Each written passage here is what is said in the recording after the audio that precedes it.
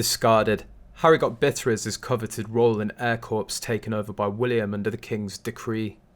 King Charles has granted a number of new military appointments to working members of the royal family, Buckingham Palace has confirmed. The palace said that the new roles will continue to reflect the close relationship between the armed forces and the royal family in His Majesty's reign. According to a new report, Prince William, the heir to the throne, is set to take over command of Harry's old army unit after a reshuffle of the royal family's military appointments by King Charles. His Majesty has decided to appoint his eldest son as Colonel-in-Chief of the Army Air Corps, in which the Duke of Sussex served as an Apache helicopter pilot in Afghanistan, while also granting the Princess of Wales 3 new roles. Harry may have hoped to one day become Colonel-in-Chief of the Corps after spending 3.5 years in the Army's Airborne Wing and serving a tour of duty in Afghanistan between September 2012 and January 2013. But a decade on, Harry has been stripped of all his honorary military appointments after quitting royal duty. Instead, he's preparing to play solo in Singapore after attending a sports conference in Tokyo, organised by one of his main sponsors. Rumour has it that Harry was never a helicopter pilot because he couldn't pass the exams for it.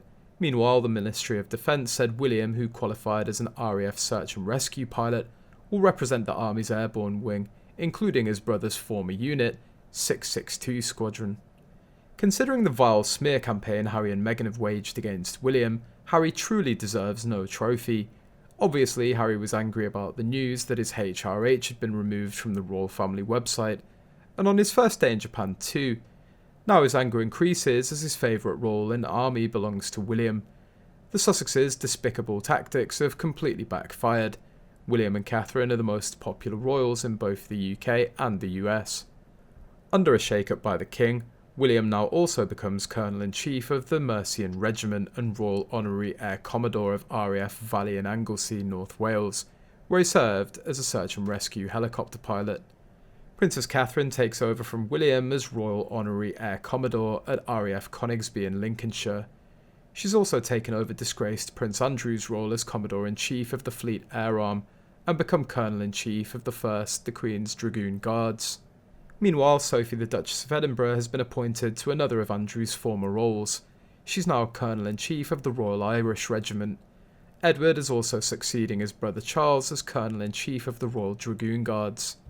Buckingham Palace also announced a coveted new role for Princess Anne, saying, "The King has been pleased to appoint the Princess Royal Deputy Colonel-in-Chief, the Royal Regiment of Scotland, recognising Her Royal Highness's strong links to Scotland and existing links with the regiment as Colonel-in-Chief of both 1st Battalion the Ranger Regiment, formerly the 1st Battalion Royal Regiment of Scotland, and the 6th Battalion the Royal Regiment of Scotland."